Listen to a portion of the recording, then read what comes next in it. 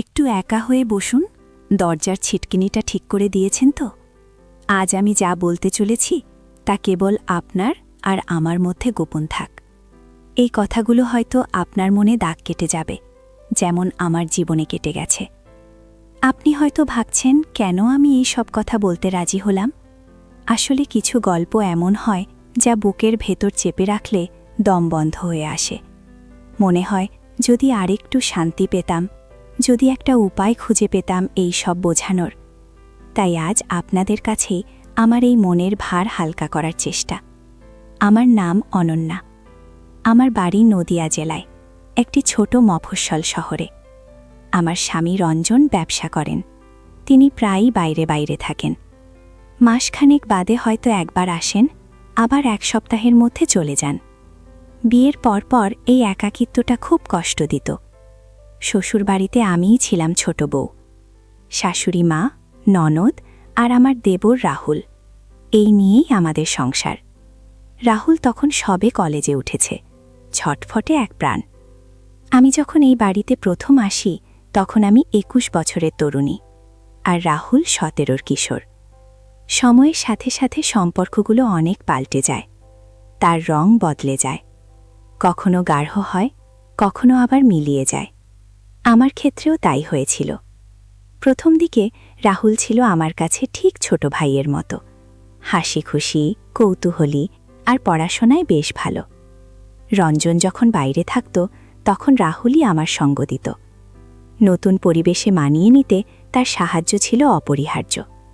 আমাকে নতুন রান্নার রেসিপি শিখিয়েছে, এখানকার বাজারের ঠিকানা বলে দিয়েছে, এমনকি শাড়ির দোকানে নিয়ে গিয়ে আমার পছন্দের শাড়িও কিনে দিত। এই ছেলেটা আমার জীবনে যেন একটা নতুন আলোর ঝলক এনেছিল। আমি স্বভাবতই একটু লাজুক আর চাপা স্বভাবের মেয়ে ছিলাম। বিয়ের আগে সেভাবে কোনো ছেলের সাথে মেশা বা গল্প করার সুযোগ হয়নি। রঞ্জনকে যখন প্রথম দেখি তখন তার গাম্ভীর্যই আমাকে মুগ্ধ করেছিল। কিন্তু সেভাবে কোনো আবেগপূর্ণ সম্পর্ক গড়ে ওঠার আগেই বিয়েটা হয়ে যায়। বিয়ের পর যখন রঞ্জনকে কাছে পাই তখন মনে হয়েছিল যেন সমস্ত শূন্যতা পূরণ হয়ে গেল।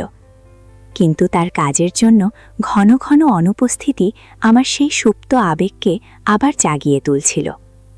বাড়িতে শাশুড়ি মা নিজের কাজ নিয়ে ব্যস্ত থাকতেন, ননদের বিয়ে হয়ে গিয়েছিল, সেও নিজের সংসার নিয়ে মেতে থাকত। আমি প্রায়শই একা হয়ে যেতাম। দুপুরবেলা যখন সবাই ঘুমিয়ে পড়ত তখন আমি নিজের ঘরে চুপ করে বসে থাকতাম।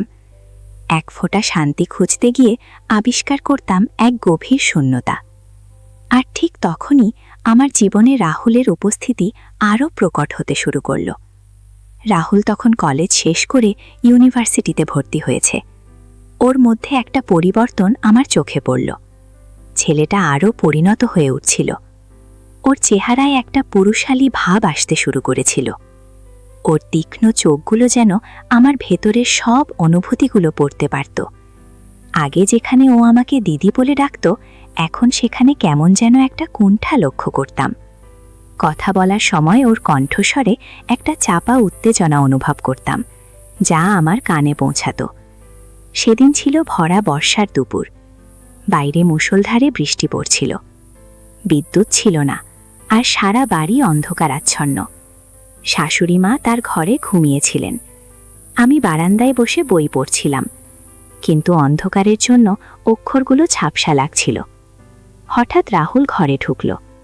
ও জানত আমি এখানে আছি। আমার কাছে এসে বসল। ওর ভিজে চুল থেকে জলের ফোঁটা পড়ছিল আমার পাশের মেঝেতে। সেই শীতল ভেজা গন্ধটা আমার নাকে এসে লাগছিল। একটা অদ্ভুত ভালো লাগা আমার মনকে ঘিরে ধরল। আমরা চুপ করে বসেছিলাম কিছুক্ষণ। শুধু বৃষ্টির শব্দ আর আমাদের হৃৎস্পন্দন ছাড়া আর কোনো শব্দ ছিল না। আমি সেই নীরবতা ভাঙতে পারছিলাম না।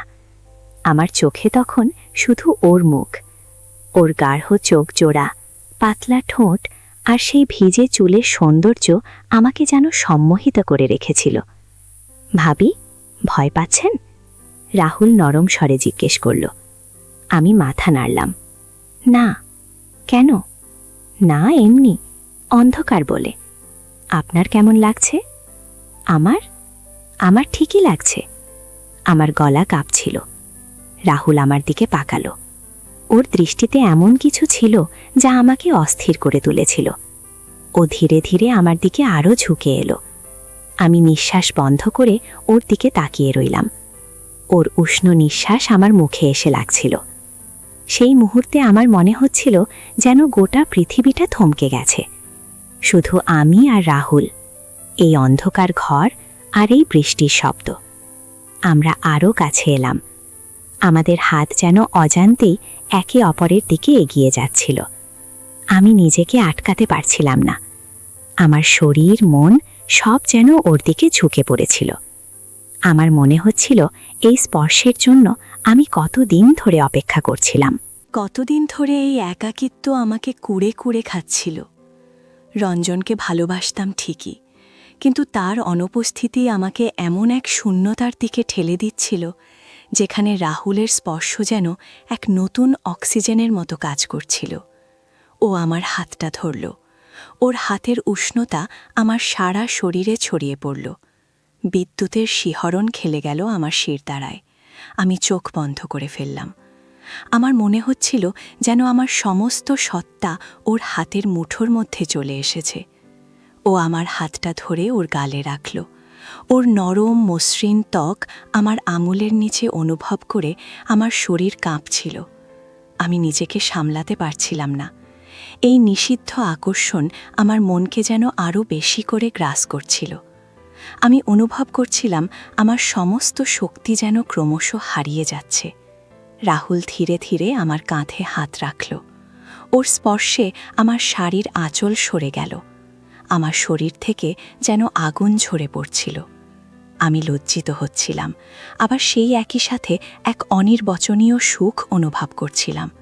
আমার হাত কাঁপছিল, কিন্তু আমি ওকে আটকাতে পারছিলাম না। আমার মনে হচ্ছিল যেন আমি এক গভীর অতলে তলিয়ে যাচ্ছি, যেখান থেকে ফিরে আসা অসম্ভব।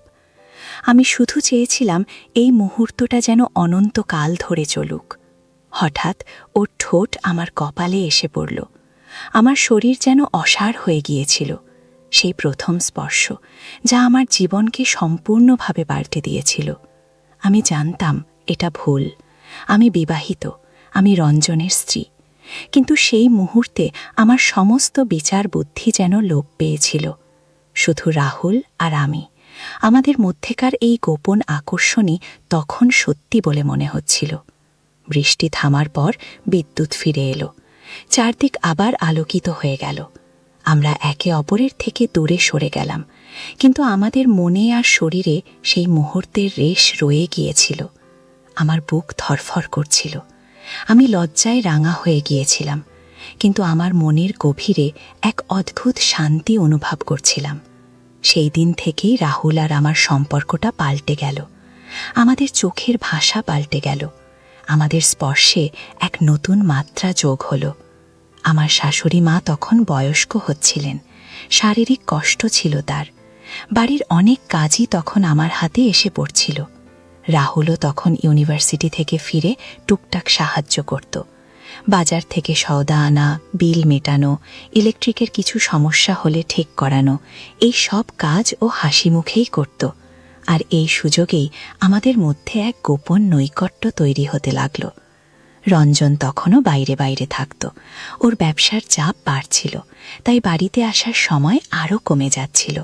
আমি জানতাম রঞ্জন আমাকে ভালোবাসে, সে কারণেই আমার সব প্রয়োজন মেটানোর চেষ্টা করত। কিন্তু তার দৈহিক অনুপস্থিতি আমার মনের একাকিত্বকে বাড়িয়ে দিচ্ছিল। রাহুলও তখনও অবিবাহিত ছিল। ওর জীবনে কোনো প্রেমিকা বা অন্য কোনো মেয়ের অস্তিত্ব আমি দেখিনি। ওর সমস্ত মনোযোগ যেন আমাকে ঘিরেই ছিল। ও আমার দিকে যেভাবে তাকাতো, যে গভীর দৃষ্টিতে আমার রূপ উপভোগ করত, তা আমাকে একাধারে লজ্জিত আর আনন্দিত করত। আমার মনে হতো যেন আমি আবার নতুন করে তরুণী হয়ে উঠছি। আমার শরীরে যেন নতুন করে লাবণ্য ফিরে আসছিল। আমি সাবধানে ওর পোশাকের ভাঁজগুলো দেখতাম, ওর চুলের ঢেউগুলো দেখতাম। যখন ও আমার কাছাকাছি আসত, আমি ওর শরীরের পুরুষালী গন্ধ পেতাম, আর আমার হৃৎস্পন্দন বেড়ে যেত। একদিন দুপুরে রান্নাঘরে আমি একা রান্না করছিলাম। রাহুল পাশেই এসে দাঁড়ালো। আমার শাড়ির আঁচল বারবার সরে যাচ্ছিল, আর আমি ব্যস্ত হাতে সেটা ঠিক করছিলাম। রাহুল বলল, ভাবি, এই কাজগুলো কি আপনি সব একা হাতে করেন? কেন আমাকে ডাকেন না? আমি হাসলাম। তোকে ডাকবো কেন? তুই তো এখন বড় হয়েছিস, তোর নিজের কাজ আছে, পড়াশোনা আছে। পড়াশোনার মাঝে একটু সাহায্য করলে কিচ্ছু হবে না, ও বলল। দেখুন না, আপনার চুলটা কেমন বারবার চোখে এসে পড়ছে। আমার চুল তখন খোলা ছিল, একটা উঁচু খোপা করার চেষ্টা করছিলাম। রাহুল ধীরে ধীরে আমার কাছে এগিয়ে এলো। ওর আঙুল আমার কানের পাশ দিয়ে আলতো করে আমার চুলগুলো সরিয়ে দিল। সেই স্পর্শে আমি যেন জমে গেলাম। ওর আঙুলের উষ্ণতা আমার কানের লতিতে অনুভব করছিলাম। আমার সারা শরীরে কাঁটা দিয়ে উঠল। আমি চোখ তুলে ওর দিকে তাকালাম। ওর চোখে ছিল এক গভীর আকাঙ্ক্ষা, যা আমি আগে কখনো দেখিনি। আমি নিজেকে সামলে নেওয়ার চেষ্টা করলাম। ছাড়, কাজ আছে। কিন্তু রাহুল ছাড়ল না। ওর হাত আমার কানের লতি ছুঁয়ে ধীরে ধীরে আমার গাল বেয়ে নিচে নেমে এলো। ওর আঙুলগুলো আমার ঠোঁট ছুঁয়ে গেল। আমার সমস্ত শরীর অবশ হয়ে আসছিল। আমি পারছিলাম না ওকে আটকাতে। আমার মনের মধ্যে এক ঝড় বয়ে যাচ্ছিল। আমি জানতাম এই সম্পর্কটা সমাজের চোখে ঘোর অন্যায়, কিন্তু ওর স্পর্শে যে সুখ ছিল, যে আনন্দ ছিল, তা আমাকে সব ভুলে যেতে বাধ্য করছিল। ভাবি, ওর ফিসফিসানি আমার কানে বাজল, আপনি কি জানেন না আমি আপনাকে কতটা। ও কথাটা শেষ করতে পারল না। আমি আমার হাত দিয়ে ওর মুখ চেপে ধরলাম। চুপ কর রাহুল, এসব কথা বলতে নেই। কিন্তু আমার চোখ ওর চোখেই আটকে ছিল। আমি ওর চোখের গভীরে ডুব দিতে দিতে অনুভব করছিলাম যেন আমি ডুবে যাচ্ছি। আমার নিজের ওপর কোনো নিয়ন্ত্রণ ছিল না। ও আমার হাতটা ধরে সরিয়ে দিল, আর তারপর আমার দিকে আরও ঝুঁকে এলো। আমার শাড়ির ভাঁজ তখন আলগা হয়ে গিয়েছিল। আঁচলটা সরে বুকের কিছুটা অংশ স্পষ্ট হয়ে উঠেছিল। আমার শরীর তখন লজ্জায়, আকাঙ্ক্ষায় থরথর করে কাঁপছিল। ওর দৃষ্টি আমার সেই উন্মুক্ত অংশেই আটকে ছিল, এবং আমি জানতাম ওর চোখের ভাষায় কী লেখা ছিল। সেই মুহূর্তে আমি নিজেকে যেন উন্মুক্ত করে দিয়েছিলাম ওর সামনে। আমার শরীরে তখন একটা ঢিলে ঢালা সুতির শাড়ি ছিল, যার বাঁধন এখন আরও শিথিল মনে হচ্ছিল। আমার ঘন কালো চুলগুলি তখন আমার পিঠের উপর ছড়িয়েছিল, আর ওর ভেজা হাতের স্পর্শে আমি যেন আরও অস্থির হয়ে উঠছিলাম। আমার শরীরের প্রতিটি রন্ধ্রে রন্ধ্রে যেন এক তীব্র আবেগ খেলা করছিল। আমি এই অনুভূতি থেকে মুক্তি পাচ্ছিলাম না, মুক্তি চাইছিলামও না। হঠাৎ শাশুড়িমার গলার আওয়াজ শুনে আমরা চমকে উঠলাম। ও অনন্যা, রান্না হয়ে গেছে নাকি গো? বেলা যে অনেক হলো। আমরা বিদ্যুতের বেগে দূরে সরে গেলাম। আমার সারা শরীর কাঁপছিল। রাহুল দ্রুত রান্নাঘর থেকে বেরিয়ে গেল। আমি হাঁপাতে হাঁপাতে কাজ শেষ করলাম। আমার মন তখন এক অপরাধ বোধ আর তীব্র আকাঙ্ক্ষার দোলাচলে দুলছিল। আমি জানতাম এই নিষিদ্ধ প্রেমের পথটা খুব বিপজ্জনক, কিন্তু আমি যেন সেই পথে হাঁটতে বাধ্য হচ্ছিলাম। আমাদের সম্পর্কটা যেন একটা অদৃশ্য সুতোয় বাঁধা পড়েছিল। রাহুল প্রায়ই আমার ঘরে আসত, যখন শাশুড়িমা ঘুমিয়ে থাকতেন বা বাইরে যেতেন। আমরা ঘন্টার পর ঘন্টা গল্প করতাম। ওর জীবনের স্বপ্ন, ওর ইউনিভার্সিটির গল্প, ওর বন্ধুদের কথা সব শুনতাম মনোযোগ দিয়ে। আর আমি আমার ছোটবেলার কথা বলতাম, রঞ্জনের কথা বলতাম। কিন্তু এসব কথার আড়ালে যে অন্য গল্প লুকিয়েছিল, তা আমরা দুজনেই জানতাম। একদিন রাতে বাইরে ঝড় বইছিল, ঘন ঘন বিদ্যুৎ চমকাচ্ছিল। রাহুল এসে আমার ঘরের দরজায় টোকা দিল। আমি দরজা খুলতেই ও ভেতরে ঢুকে এলো। ওর চোখে ছিল ভয় আর অস্থিরতা। ভাবি, আমার খুব ভয় করছে, ও বলল। আমি ওকে ঘরে নিয়ে এসে বসতে বললাম। কি হলো? ভয় কিসের? জানি না, বজ্রপাত হচ্ছে, আমার ভালো লাগছে না। আমি ওকে সান্ত্বনা দেওয়ার চেষ্টা করলাম। আমি তো আছি, কিচ্ছু হবে না। কিন্তু আমার মনও তখন অন্য কিছু খুঁজছিল। ওর কাছাকাছি বসে থাকার সময় আমার মনে হলো যেন আমরা এক অন্য জগতে আছি।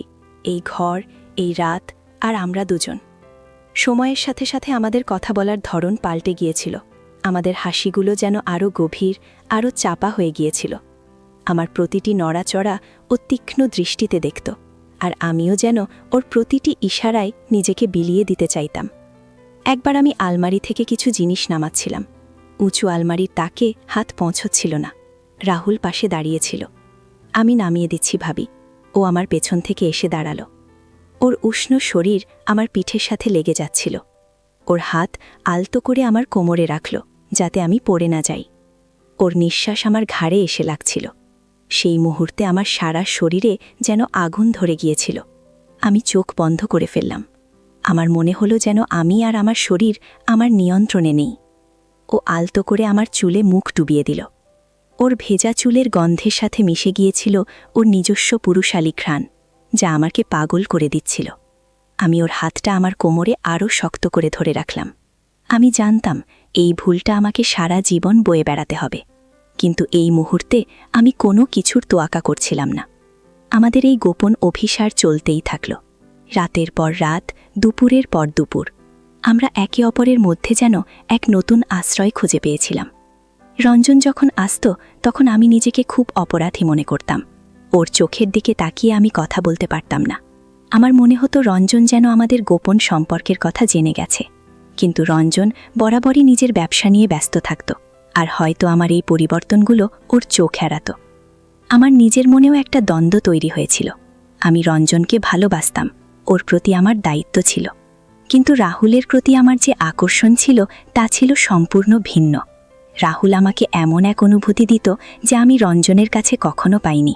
এক উন্মাদনা, এক গোপন উত্তেজনা যা আমাকে জীবন্ত করে তুলত। কিন্তু এই লুকোছাপা বেশি দিন চলল না। একদিন শাশুড়িমা হঠাৎ অসুস্থ হয়ে পড়লেন। তাকে হাসপাতালে ভর্তি করতে হলো। রঞ্জন তখন অন্য শহরে ছিল। রাহুল আর আমি দিন রাত এক করে তার সেবা করতে লাগলাম। সেই কঠিন সময়ে আমরা একে অপরের পাশে ছিলাম, একে অপরের শক্তি ছিলাম। কিন্তু সেই একই সাথে আমাদের মধ্যেকার গোপন সম্পর্কটা আরও গভীর হল। হাসপাতালের করিডোরে রাত জেগে বসার সময় আমরা একে অপরের দিকে তাকিয়ে থাকতাম।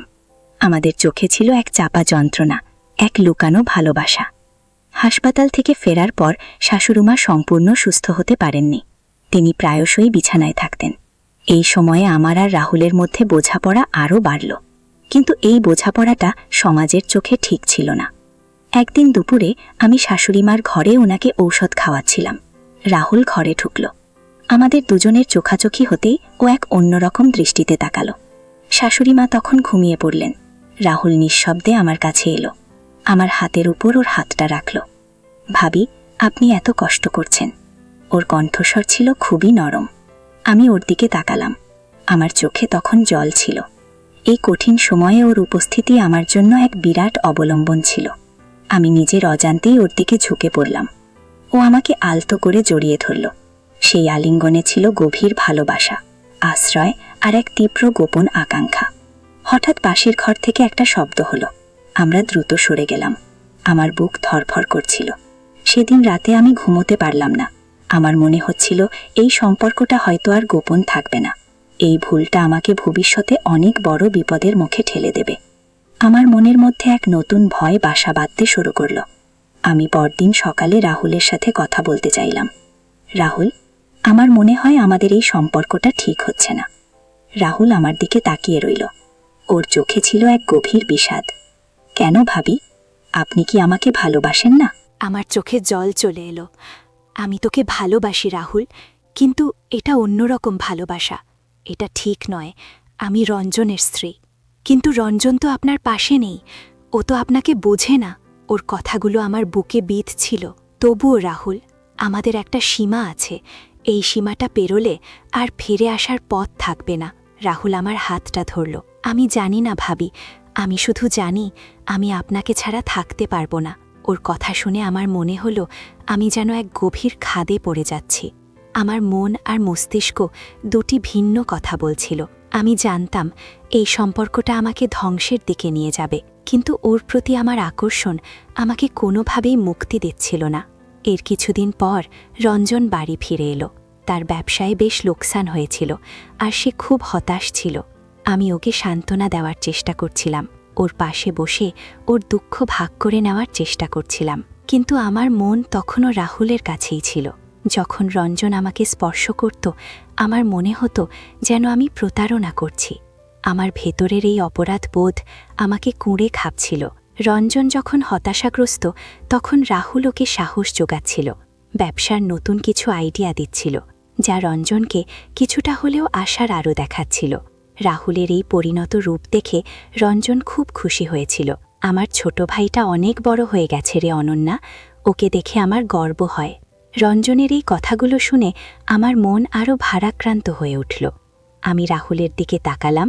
ও তখন হাসি মুখে রঞ্জনের সাথে কথা বলছিল, কিন্তু ওর চোখের গভীরে আমি এক অদ্ভুত যন্ত্রণা দেখতে পাচ্ছিলাম। এরপর থেকে আমরা দুজনেই যেন নিজেদের গুটিয়ে নিতে শুরু করলাম। আমাদের গোপন অভিসার কমে আসতে শুরু করল। আমি বুঝতে পারছিলাম আমাদের এই সম্পর্কটা আর চলতে পারে না। রঞ্জন যখন আমার কাছাকাছি আসত, আমি তখন মন থেকে চেষ্টা করতাম ওকে আপন করে নিতে, কিন্তু রাহুলের ছায়াটা যেন বারবার আমার মনে এসে পড়ত। একদিন রাতে রাহুল আমার ঘরে এলো, ওর চোখে জল। ভাবি, আমি আর পারছি না। আমি অবাক হলাম। কি হয়েছে? আমার বিয়ে ঠিক করেছে। আমি স্তব্ধ হয়ে গেলাম। আমার বুকটা ধপ করে উঠল। এই কথাটার জন্যই হয়তো আমি এতদিন ধরে ভয় পাচ্ছিলাম। কে ঠিক করেছে? কখন? মা আজ দুপুরে বলেছে। সামনের মাসেই নাকি মেয়ে দেখতে আসবে। আমি নিজেকে সামলে নেওয়ার চেষ্টা করলাম। আমার চোখ দিয়ে অজান্তেই জল গড়িয়ে পড়ল। আমি জানতাম এটাই স্বাভাবিক। ও অবিবাহিত, ওর তো বিয়ে হবেই। কিন্তু আমার মন কিছুতেই এই সত্যিটা মেনে নিতে পারছিল না। রাহুল আমার কাছে এলো। ভাবি, আপনি কি চান না আমি বিয়ে করি? আমি ওর দিকে তাকালাম। আমার চোখে ছিল এক গভীর কষ্ট। রাহুল, তোর তো বিয়ে হওয়া উচিত। তুই নিজের সংসার করবি। কিন্তু আমি তো আপনাকে ভালোবাসি ভাবি। আমি কি করে অন্য কাউকে নিয়ে সংসার করব? ওর কথাগুলো আমাকে আরও বেশি কষ্ট দিচ্ছিল। আমি ওর হাতটা ধরলাম। ভালোবাসা মানে শুধু পাওয়া নয় রাহুল, ভালোবাসা মানে অনেক কিছু ছেড়ে দেওয়াও। তুই নিজের জীবনে এগিয়ে যা, নিজের পথ খুঁজে নে। আমিও তোকে ভালোবাসি, কিন্তু আমাদের ভালোবাসাটা ভুল পথে চলে গিয়েছিল। আমাদের এই ভুলটা আজ শুধরে নেওয়ার সুযোগ এসেছে। রাহুল আমার দিকে তাকিয়েছিল। ওর চোখে ছিল এক অব্যক্ত যন্ত্রণা। আমি ওকে বোঝানোর চেষ্টা করছিলাম আমাদের দুজনের জন্যই এই বিচ্ছেদটা জরুরি ছিল। এই সম্পর্কটা যতদিন থাকবে ততদিন আমরা দুজনেই কষ্ট পাব। সমাজ আমাদের এই সম্পর্ককে কোনো দিনই মেনে নেবে না। আমাদের এই কথোপকথনের পর রাহুল অনেকটাই পাল্টে গেল। ও নিজের জীবনে মন দিল, পড়াশোনায় আরও মনোযোগ দিল, রঞ্জনকে তার ব্যবসায় আরও বেশি সাহায্য করতে শুরু করল। আর আমিও চেষ্টা করতে লাগলাম রঞ্জনকে নিজের করে নিতে। আমাদের পুরনো সম্পর্কটাকে আবার নতুন করে গড়ে তোলার চেষ্টা করছিলাম। আমার মনে এখনও রাহুলের জন্য এক বিশেষ জায়গা আছে। সেই গোপন ভালোবাসা, সেই নিষিদ্ধ আকর্ষণ আমার জীবনের এক অবিচ্ছেদ্য অংশ হয়ে থাকবে। কিন্তু আমি শিখেছি জীবনের কিছু পথ এমন হয় যা দেখতে সুন্দর হলেও সে পথে হাঁটলে শুধু ধ্বংসই আসে। সমাজের কিছু অলিখিত নিয়ম থাকে যা মেনে চলাটা জরুরি। আবেগপ্রবণতা আমাদের মনকে বশ করে ফেলে, কিন্তু বুদ্ধি দিয়ে সেই আবেগকে নিয়ন্ত্রণ করাটা জরুরি। আজ আমি আমার জীবন নিয়ে সুখী। রঞ্জন আর আমি আমাদের সংসারকে আবার নতুন করে গড়ে তুলেছি। রাহুলও বিয়ে করেছে, ওরও একটা ফুটফুটে সন্তান আছে। আমরা এখনও একে অপরের পাশে থাকি, সুখে দুঃখে একে অপরের খবর রাখি। কিন্তু আমাদের সেই গোপন অধ্যায়টা চিরতরে বন্ধ হয়ে গেছে। হয়তো আজও যখন কোনো বৃষ্টির দুপুরে বা গভীর রাতে বিদ্যুৎ চমকায়, তখন আমার মনে রাহুলের স্মৃতি ভেসে ওঠে। সেই ভেজা চুলের গন্ধ, সেই গভীর দৃষ্টি, সেই উষ্ণ স্পর্শ। কিন্তু এখন আমি সেই স্মৃতিগুলোকে কেবলই অতীত বলে মনে করি। আমি জানি জীবনে চলার পথে অনেক ভুল হয়, কিন্তু সেই ভুলগুলো থেকে শিক্ষা নিয়ে এগিয়ে যাওয়াই আসল জীবন।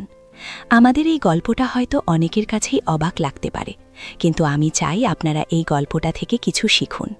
আবেগ আর ভালোবাসার মধ্যে যে সূক্ষ্ম সীমারেখা থাকে তাকে অতিক্রম না করাই ভালো, কারণ সেই সীমা পেরোলে যে কষ্ট আসে তা সারা জীবন বয়ে বেড়াতে হয়। এই হলো আমার জীবনের এক না বলা গল্প, যা আজ আমি আপনাদের সাথে ভাগ করে নিলাম। যদি আমার গল্পটা আপনার ভালো লেগে থাকে এবং আপনি যদি মনে করেন যে এটি আপনাকে কোনোভাবে ছুঁয়ে গেছে, তাহলে অবশ্যই একটি লাইক দেবেন এবং আমার চ্যানেলটি সাবস্ক্রাইব করবেন। আপনার মতামত আমাকে আরও অনুপ্রেরণা দেবে। ভালো থাকুন, সুস্থ থাকুন।